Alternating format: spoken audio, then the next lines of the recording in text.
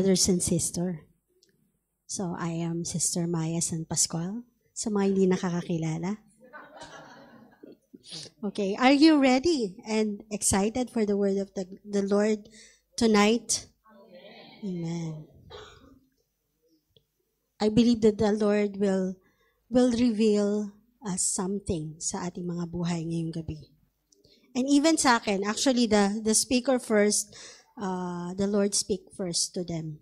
Amen. So that we can deliver the message to you tonight. Amen. So, our topic for today is a sword, or the title of the word, a sword for the Lord and for Gideon. Amen. So, I'll be reading Judges 7, verse 20. The three companies blew the trumpets and smashed the jars, grasping the torches in their left hands and holding in their right hands the trumpets they were to blow. They shouted, "A sword for the Lord and for Gideon." Let us bow in prayer. Heavenly Father, we thank you for your word tonight, O Lord Jesus. Truly that we acknowledge your presence, O Holy Spirit, be with us and let your message be sent to the people, O Lord God. We magnify and glorify your holy name. In Jesus' name, amen. Okay.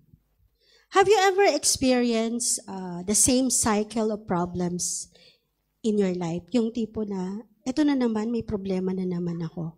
One after the other.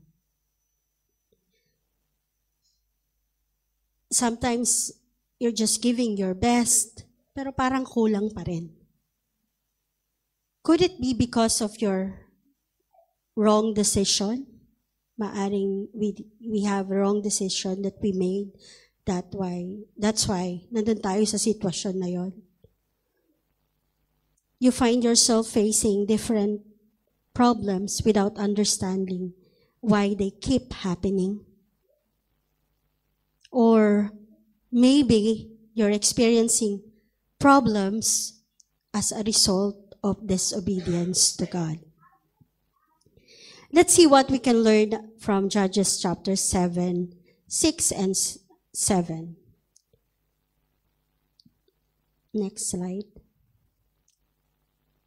The Israelites did evil in the eyes of the Lord, and for 7 years he gave them into the hands of the Midianites.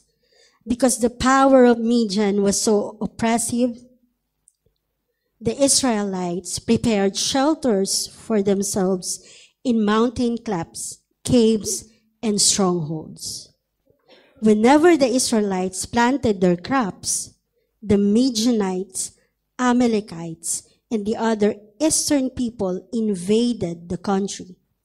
They camped on the land and ruined the crops all the way to Gaza, and did not spare a living thing for Israel, neither sheep nor cattle nor donkeys.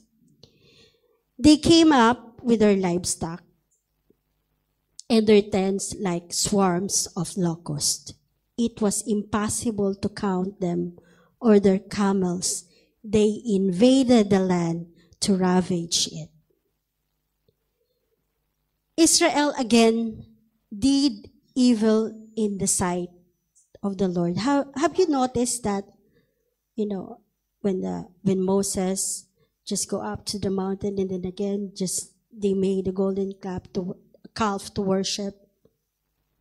It happens all the time. They are defeated because of what? Because of disobedience. And here, specifically, through idolatry, worshiping Baal and Asherah. As a result, God gave them into the hands of the Midianites for 7 years. Masyadong mahaba, di ba? The Midianite oppressed them, severely destroying crops and livestock. Imagine, nagtatanim sila.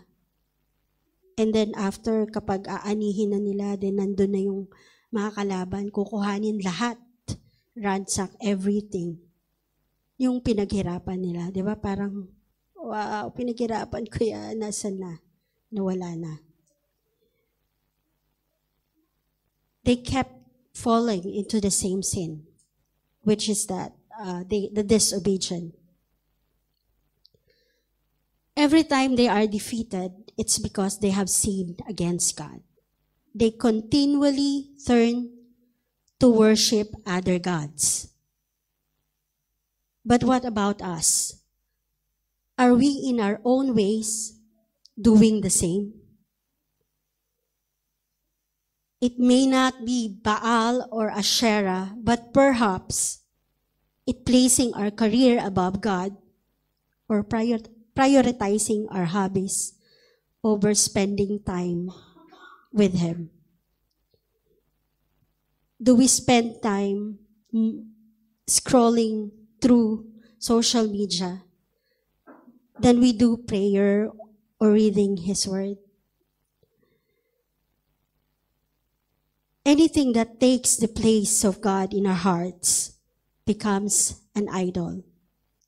Anything that comes before God in your life is an idol. It is not just that Baal or Asherah or this image, but anything that replaces God in your heart, that is your idol. So who will be our number one in our heart? Should be Lord Jesus. Amen.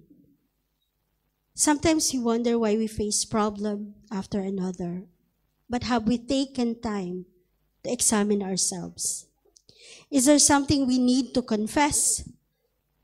Something we need to repent of? We often ask, why are these things happening to me? Why would the Lord allow this? The truth is, of course, not all hardship is a result of sin. Look at the life of Job. God allowed him to go through unimaginable pain. He almost lost everything, but God restored him double what he had lost. Amen. But in the case of the Israelites, they suffered because they sinned against God. In our lives, could there be a hidden sin that causing our struggles? Sometimes we blame God for our hardship, yet deep down, we know we're living in disobedience. Sabi ng Lord, mag-forgive ka. Pero hindi mo pa rin maibigay yung forgiveness kay brother or kay sister. Tapos sabi ng Lord, dapat kasi, di ba, dapat we forgiven. Ang sabi ng Lord sa Matthew 18,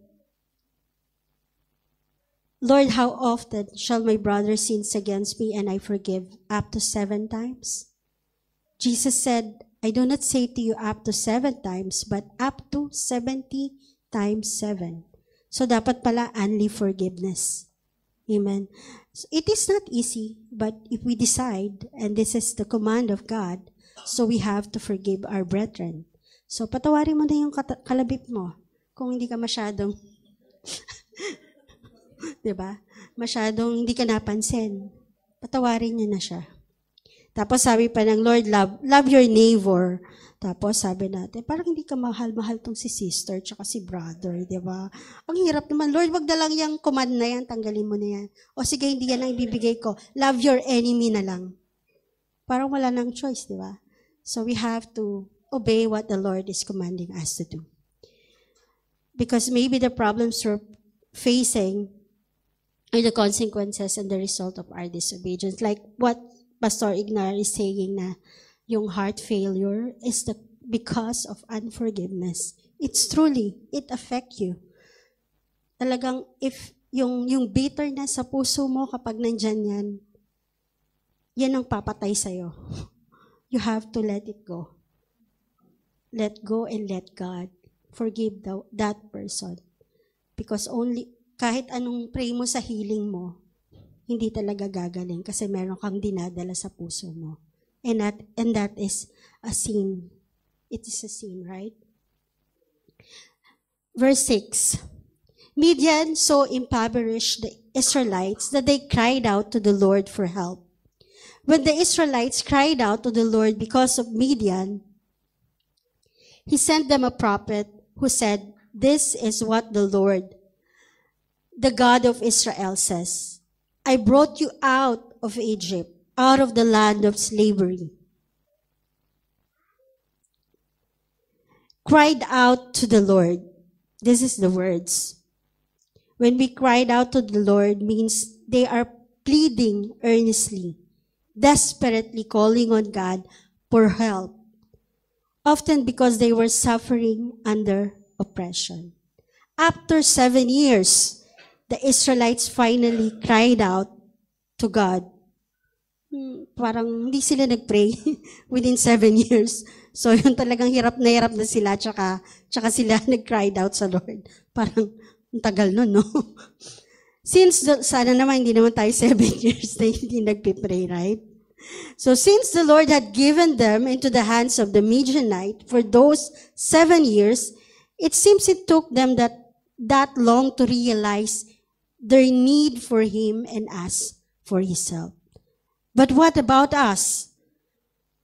Do we only cry out to the Lord when we're in trouble? Do we remember God only in times of desperation? Dahil may kailangan lang tayo, tumatawag tayo sa Panginoon. Kung okay na tayo, hindi na tayo magpipray.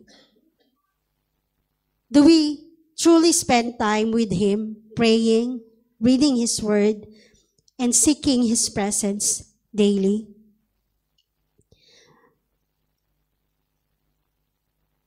Verse 9, I rescued you from the hand of the Egyptians, and I delivered you from the hand of all your oppressors. I drove them out before you and gave you their land. I said to you, I am the Lord your God. Do not worship the gods of the Amorites, in whose land you live. But you have not listened to me.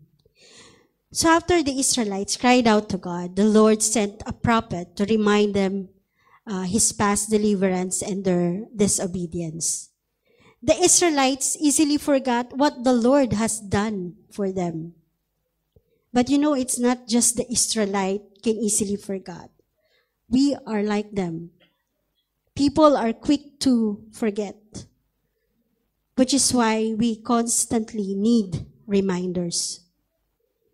We often forget the Lord's goodness in our lives, kung paano mo nalagpasan yung mga problema mo dati. Kaya mo uling mapagtagumpayan kung ano mang dinaranas mo ngayon. Because God never changed. He is the same yesterday, today, and forever. Have you already forgotten how He provided, how He protected you, or answered your prayers? Are we listening to God? Are we following what the Lord is commanding us to do? Or we disobeyed? Have you truly repented?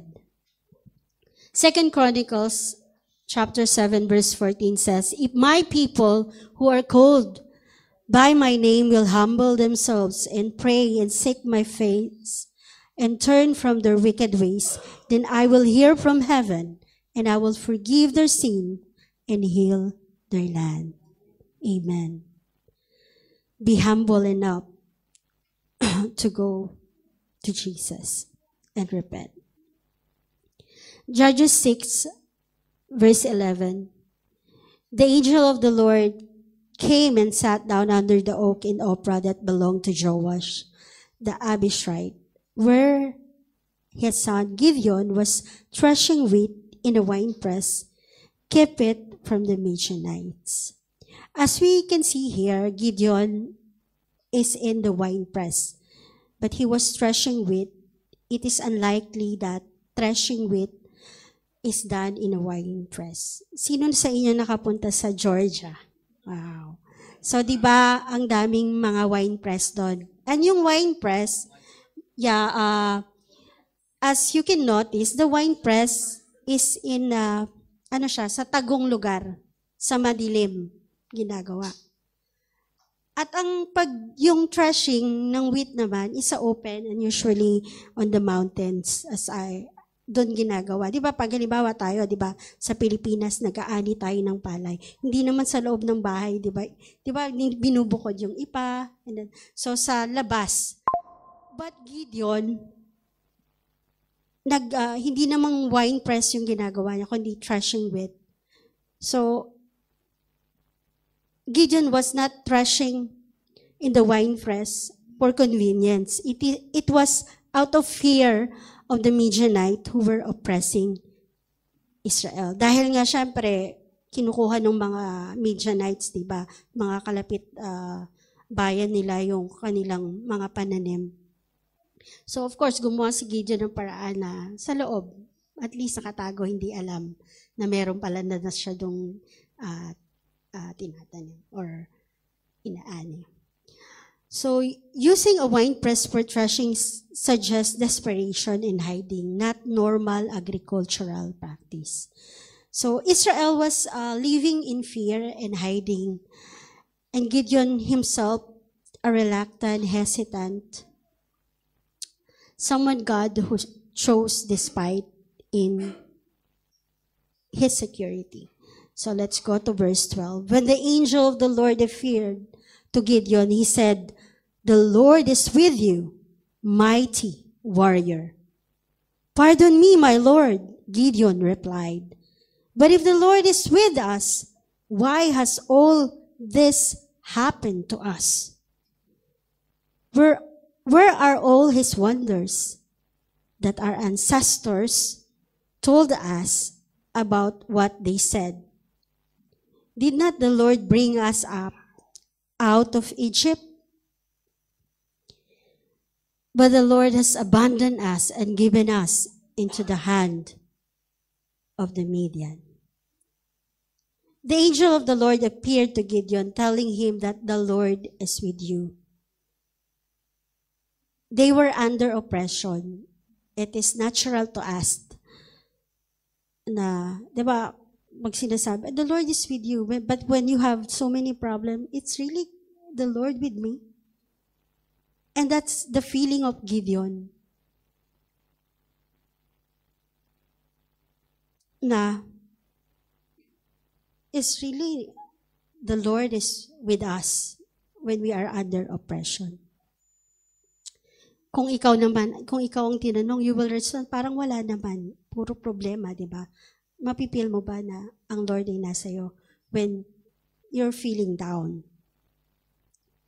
Baka naman ikaw ang gumagawa ng problema mo.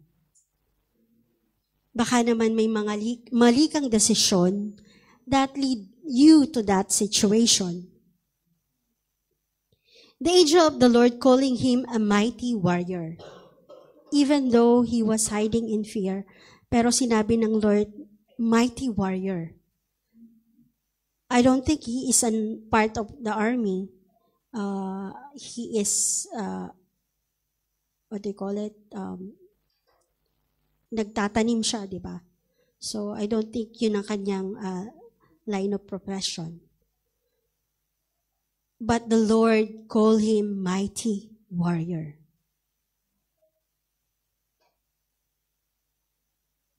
Gideon is a mighty warrior in what sense? As far as the scripture says in verse 11, he was threshing wheat in a winepress to keep it from the Midianites.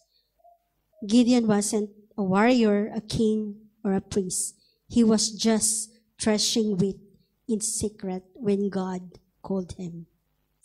Verse 14, the Lord turned him and said, "Go in the strength you have, and save Israel out of Midian's hand. Am I not sending you? Go in the strength you have."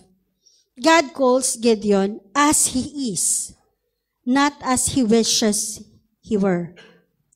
Go in the strength you have shows that God does not wait perfect conditions or perfect people.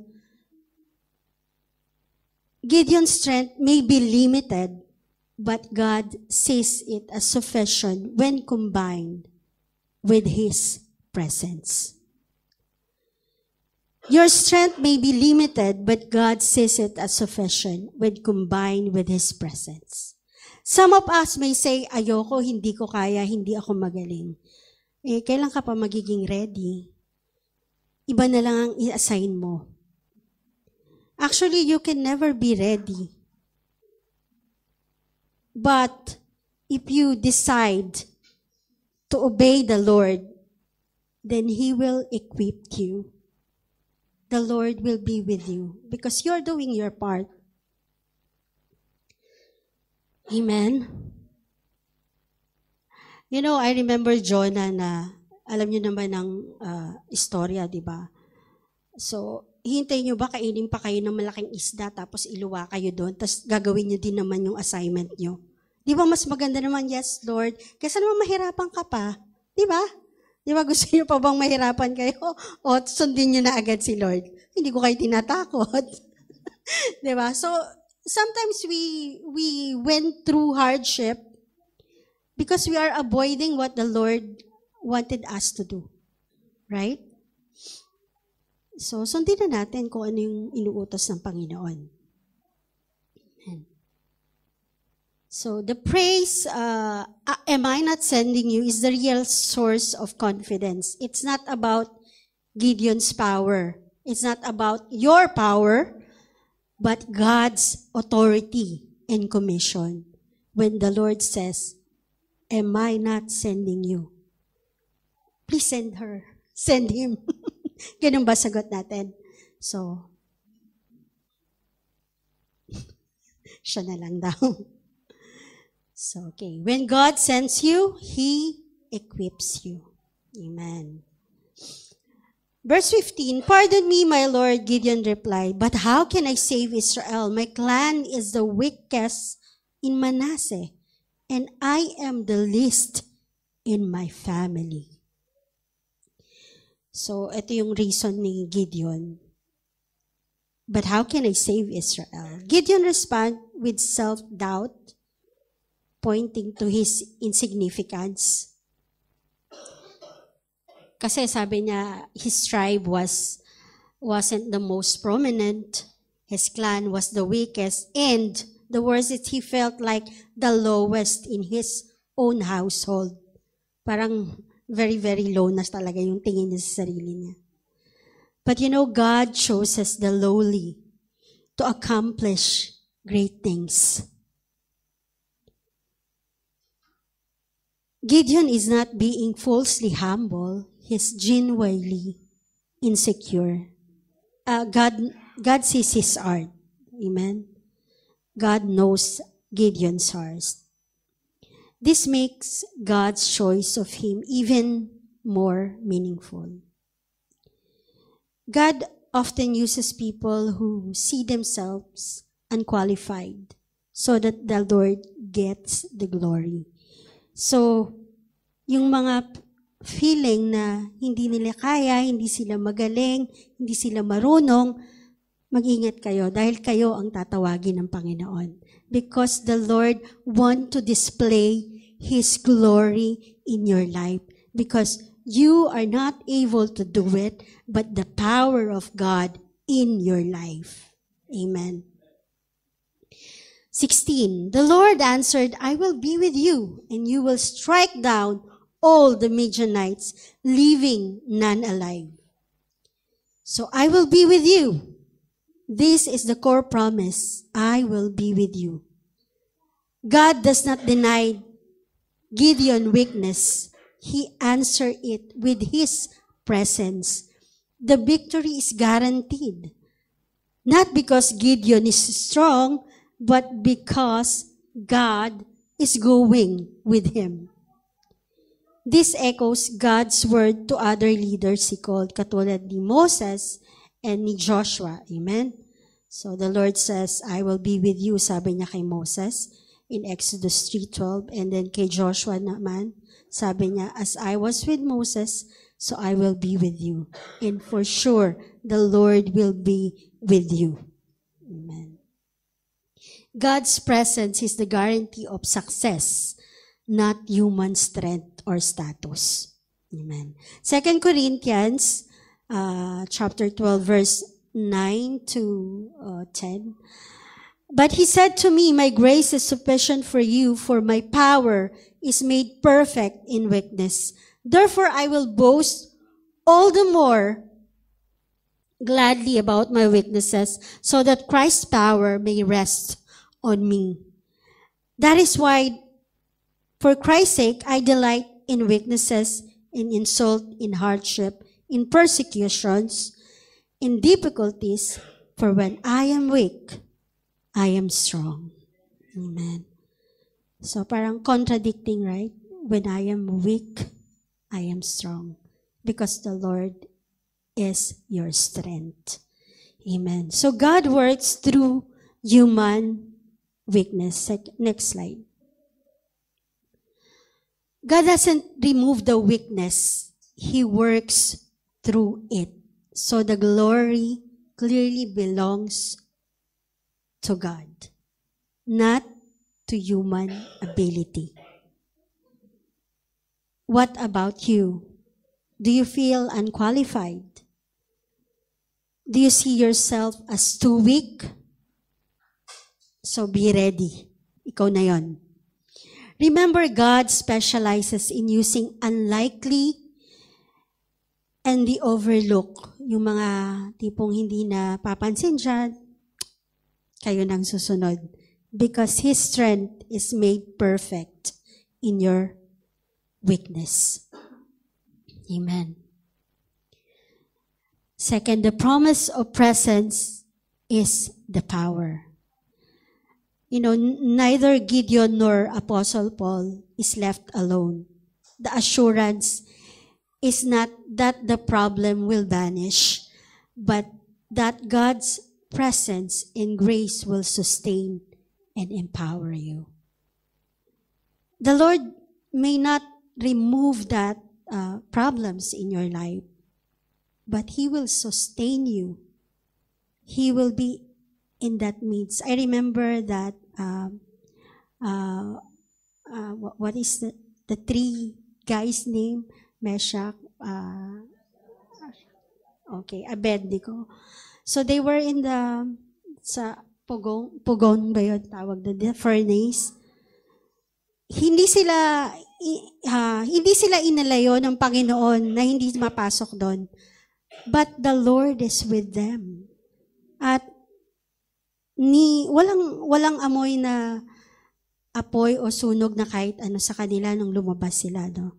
Because the Lord is with them.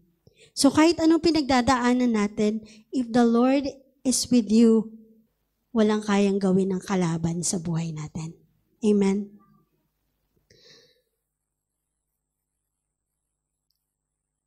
Verse 34.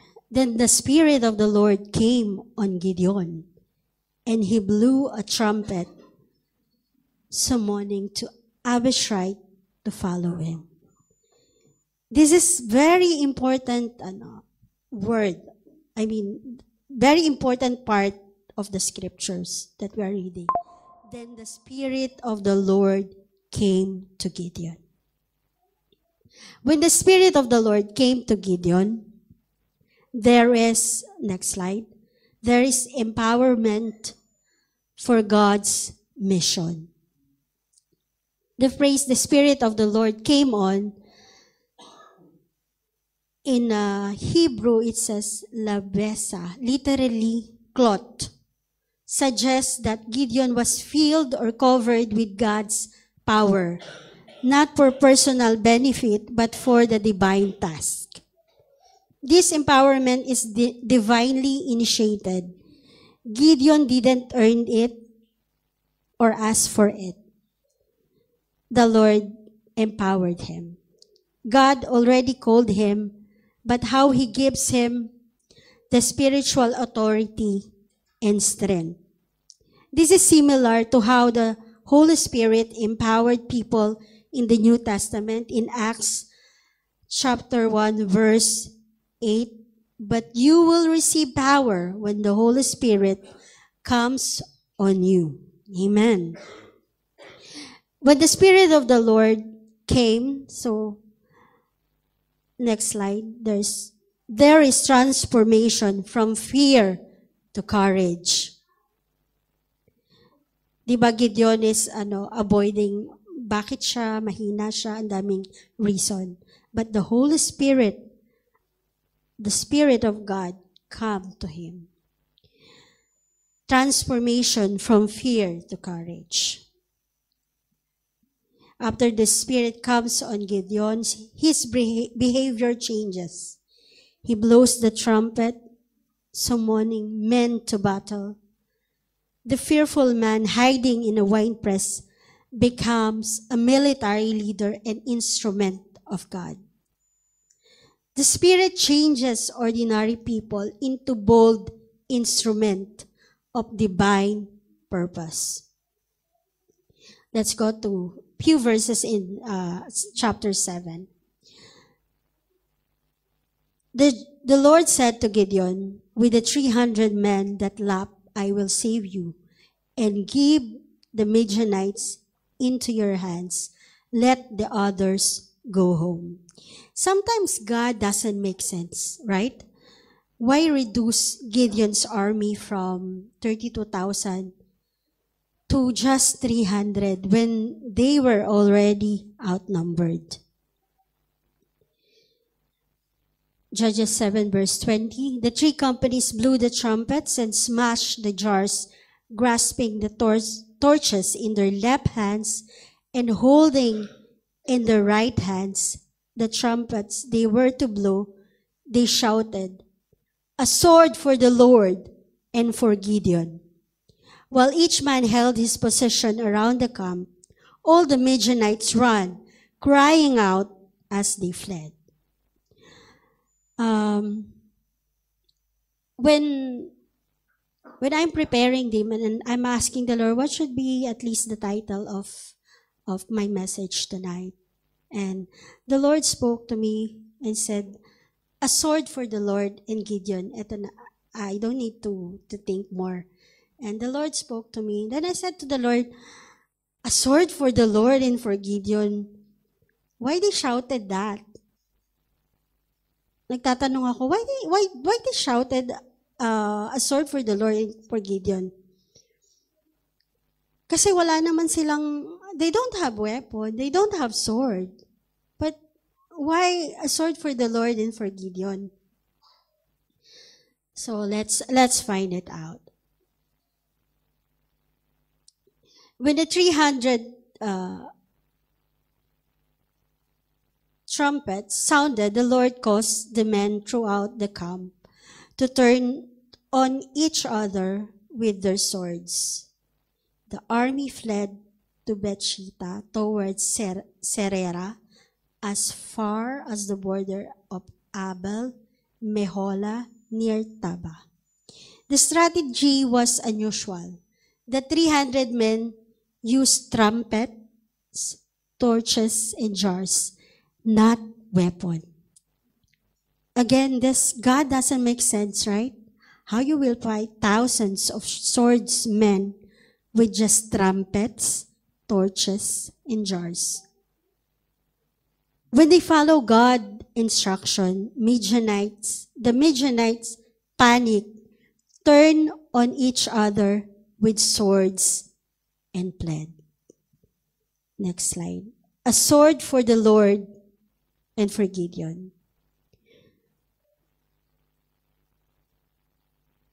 So I wondered why they shouted a sword for the Lord and for Gideon. Especially since God didn't actually give Gideon's armies any sword. As you can see in the photo, wala namang sword, right? Instead, they carried the trumpets and the torches and jars into the battle. When the 300 men blew their trumpets, they shouted. Their enemies were thrown into confusion and turned on each other with their own swords. In Judges 8:10, it's mentioned 120,000 swordsmen died that day. Imagine that. How could it be? They are only 300 and no weapon. So it's not them who fight, right? The Lord confused them. And the Lord just told me, that's why they shouted a sword for the Lord, because that sword of the enemy is mine. So they fight. They fight for each. They were confused. They kill each other. Akala nila sila yung magkakalaban. Because that sword, even that sword of our enemy, is the sword of the Lord to fight for us. That's a wonderful, actually, revelation of the Lord, that when I am meditating it, and I said, I really can't understand, Lord, that a sword for the Lord. And I can't really understand why they shouted it. Kasi wala naman talaga silang sword, di ba? And the Lord revealed to me that even the enemy's weapons or anything they have, if you are following or obeying the Lord, He will use that para magtagumpay ka. Amen? So, huwag mong sasabihin, because you don't have, na hindi enough yung meron ka. Because the Lord is more than enough. Just come to Him and pray. Give all your burden, because only the Lord can really help you sa lahat, kahit ano pang uri ng pinagdadaanan mo. Amen.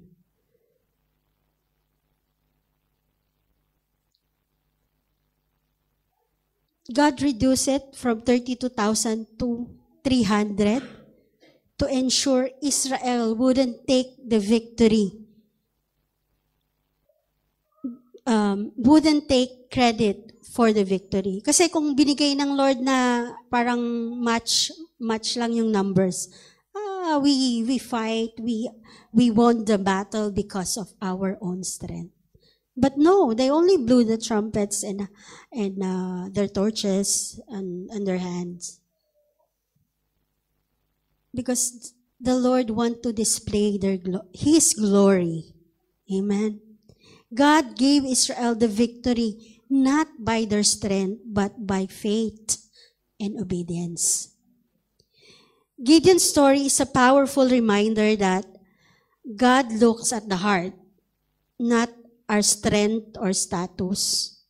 Mayaman ka, o may power ka sa government, or you're very successful in your career, you're a CEO, you're the president of one of the company. It's not on that status. Or you are summa cum laude, you just graduated and you are boasting that you are really, really good. No, the Lord is not looking at that. When we repent, trust, and obey, God can turn our weakness into victory. Amen. So can I have a challenge to you? Just, diba, a sword for the Lord, and you have to say your name. Can we do that? Okay. 1, 2, 3. A sword for the Lord.